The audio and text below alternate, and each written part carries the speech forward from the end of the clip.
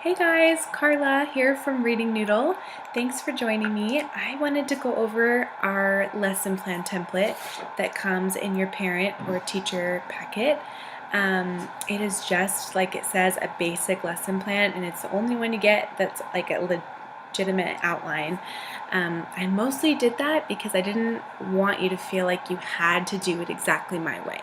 But I also wanted to give you the tools so you had an outline of how you could do it. And so I'm making this video, and I'm going to do a quick mini lesson with you of how you could teach your child. Now remember, when you're doing the Reading Noodle program, you don't have to do it a certain way or the way that I've set it up. You can make the lessons go more than a week. You can go faster if your child is like, Mom, I already know these sounds. Why are we sticking on this sound? You can take your time. It's totally up to you, and it's flexible. I don't want you to feel like it has to be a rigid way of doing things. With that said, it is important that you do have structure, I think, for your own child and for your own sake. And so that's why I've given you so many different tools, a calendar, a planning tool like that, so you can kind of map out how you want to use the materials that come in the box. So this basic lesson plan, one more time, it's just a layout of how I did things in my classroom, how I was trained, and I kind of like mashed it all up into how I would want to teach my child. When I get my daughter growing up and my other children that come along, hopefully, when they're growing up, I'll definitely be using these tools to promote successful reading for them. So to start off, it says introduce the sound spelling card. So we're going to do a lesson with short E today. And on these cards, so when you get these cards, this blue is the letter, and there's uppercase, lowercase. There's a picture to represent the word. The word is an example, and the sound is in a different color, the sound that you're working on. And then down here is the two different spellings of the sound. So when you introduce this card is important. You can hang it up on a wall, you can put it on a bulletin board, but as you're learning the sound that week, you want to make sure this is visible for your child so that even when they're not learning with you, they could think, oh yeah, E says eh. And it can be spelled E or EA. And that's why I picked this one, so that you could see an example of two different sounds. So if I was to teach my child this is the script, I guess, if you want to use that. I would say, this is the card, short E, or you could just say, this is the E card. What's the card? And have them repeat, the E card. And then you can say the name of the card is the pen card. What's this word? Pen. And you don't have to expect them to read that. You can just say pen. What's the word pen? And then you would just say E. The eh sound is spelled E or EA. I missed that. Sorry. It's important that you say, this is the E card. It says eh. So make sure you say that first. And then you can go up to pen. And then you would just say eh is spelled E or EA. In this whole process, you really want them to be repeating what you say. You don't have to, but that's what I did as a teacher, and it really just helped kind of ingrain it in their heads. Okay, so now that you've introduced the card, that's 30 seconds, if that, you're going to pick a phonemic awareness activity, and this comes in your box 1 packet, parent packet. And these I only send once, so you need to hang on to these. Phonemic awareness is being able to know and hear the sounds that are in the words, like syllables, so being able to recognize that words have multiple parts, being able to recognize that a word has multiple sounds in it. So phonemic awareness is all about that. And so these card activities are supposed to be really quick and just a simple way for them to understand the sound. So you could even, all of these cards I would basically pick, like this one is beginning, middle, or end. Where does it fall in the word? So if you said pen, where does the eh sound? P, eh, and then they would point eh, or you can use your arm. P, eh, pen, where was the eh sound? And have them point. Simple, really simple quick activities so that you know that they're hearing the sound, not seeing it. They don't need to see it. Phonemic awareness is all about hearing. And that is a huge, crucial skill to being able to read. If you can't hear it, you're going to have a really hard time reading. Okay, so that's the phonemic awareness. Again, super quick. You've introduced the card, you've done a sound activity. Okay, now the next part on this basic lesson plan, it says on the whiteboard provided, yours doesn't say dictation, this is my copy. It'll say parent copy or teacher copy. Write 4 to 5 words that use that spelling pattern. So we're working on E. Short E says eh. And so you could pick from the bingo card. I mean, it already has the words there for you. So right here, bingo, just pick 4 or 5 words off of there. And as you're writing with your child, so you could write, let's say, head, okay?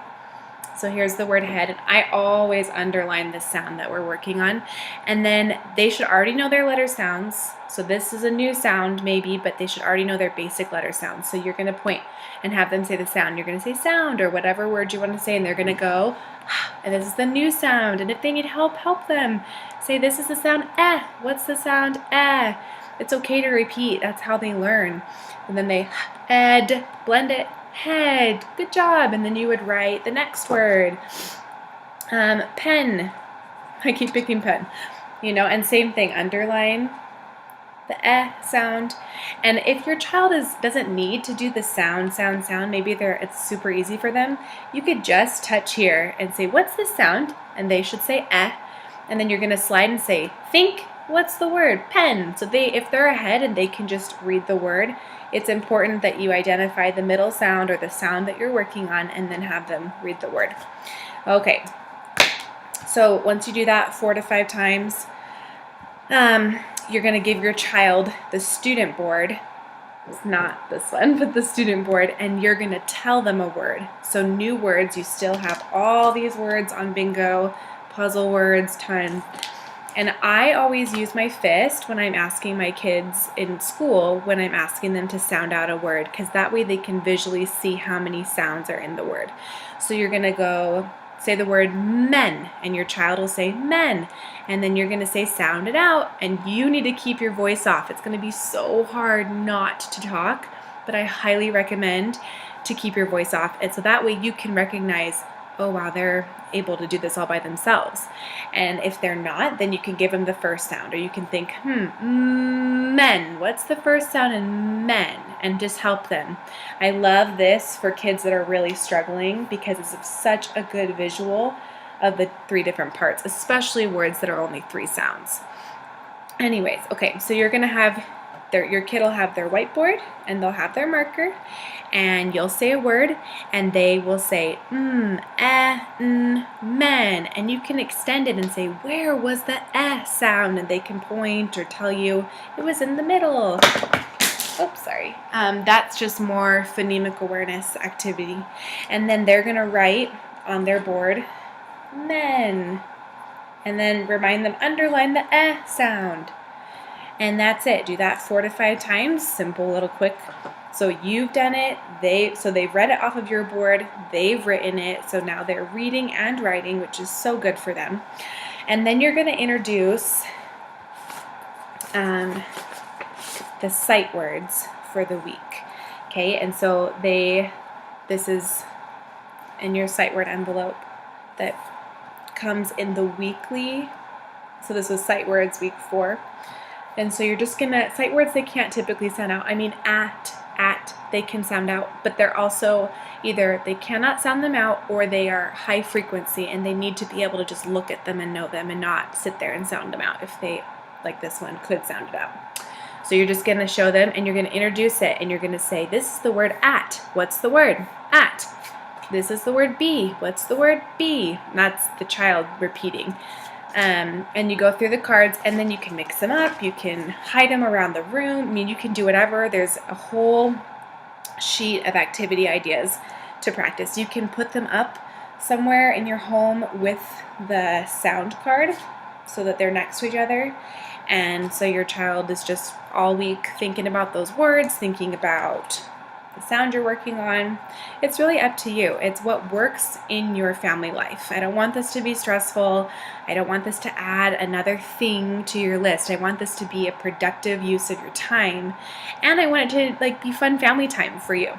Okay, so moving on, we did the sight words. Then you're going to pull out the sentence strips. These are to help with fluency. They are color-coded. Everything in my system is color-coded, so all the blue are short vowels and a couple of other sounds in the next box. So you can read, okay, this is the short E. Remember, is spelled E and E-A. And then you're just going to sit with them. If they're doing great, then just leave them, let them read for a few minutes, but just make sure you can hear them. Because I always had students that would read their sentence strips and not. And I could hear them. I had 5 kids in my little group, and I could hear exactly which ones were not reading or making lots of mistakes. And they would think I wasn't really paying attention because I was working with someone else. No, teacher knew. Okay, so have your child read them, and these have the sight words in them as well for the week, along with sight words previously learned. So yeah, and you just go through all the sentence strips. Read them one time. One time is plenty. The first day you might have to help them a lot more, and then as the days progress, kind of wean yourself away. And then after the sentence strips, you're going to introduce the fluency passage, or as some people call it, a reader. It's just simple. It's laminated, so your child could write on it. They could underline the eh sound. So let me show you. You could tell them, put a dot under all the eh as you read. So you could think Ned and the web, and then continue. And then it erases right off. I mean, don't use your fingers, but if you want to, do what you want. Anyways, and this is crucial. Just like the sentence strips, fluency and repetition are going to be your best friends. And I know you're thinking, why would I read this with my kid every day? Every single day they will get better and stronger and not need you. And the repetition and the practice will just solidify it in their minds. Okay, and that is pretty much your lesson. After that, then you can pick one of the activities that comes in the bag and just do a fun activity to kind of wrap it up. But you don't have to do it in this order. You really don't. You can do an activity in the middle. You don't have to teach the lesson. That's the best part about this. Nobody's there watching you, and it doesn't matter because it's what your child needs. So you could easily be like, I don't have time to do this every day. I just want to be able to pick, okay, maybe today I'll just do the sentence strips with my child, or I'll just practice this. You do whatever you want. If it were me, and some people might be curious how I would do it as a teacher, I did this with my small group of students, this order of things. I tweaked it for home. It's not obviously straight out of a teacher manual. I made activities myself, but I would recommend, if your child is very behind and really needs help, I would do this every single day.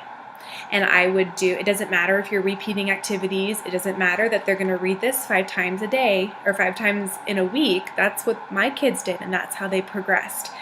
And the repetition was key because it also built confidence. They knew what was coming, and they thought, okay, I practiced this story yesterday, now is my second chance, I can do it again. And when they saw that it got a little bit easier, then they thought, okay, I could do this, Another fun couple extension activities for you, and then I'll kind of wrap this up. Especially for this, you can time them. So fun with my kids, they loved this. I would say, okay, after they've gotten pretty good at it, and I think, okay, they need an extension, something to challenge them, I would say you have 1 minute to read this. And I would time it on my phone, and I would have them underline the word they stopped on. So say they stopped right there, and I would have them write a number 1. Okay, so then I'd say, okay, great, read it again. And this time beat your score, so go faster. Not too fast. We talked about going too fast means you make lots of mistakes. But I would have them read it again and see if they could get farther. And sometimes they did, sometimes they didn't. And when they didn't, I still praised them. I thought, you know what? But you went back and I saw you missed a word here, and you were a good reader, and you went back and fixed it. Instead of racing to beat your word, you caught a mistake, and that's a good reader. So it's just really important to praise them through this process, and don't make it like something that's scary for them. I really want this to be fun and empowering for you as a parent, and for them as the reader. And that, to me, is crucial that they feel that way. So I hope that that can kind of help guide you through some of your lesson and different things you do. And please feel free to contact me anytime. I'm always here and happy to help, and I hopefully will hear from you soon. Thanks.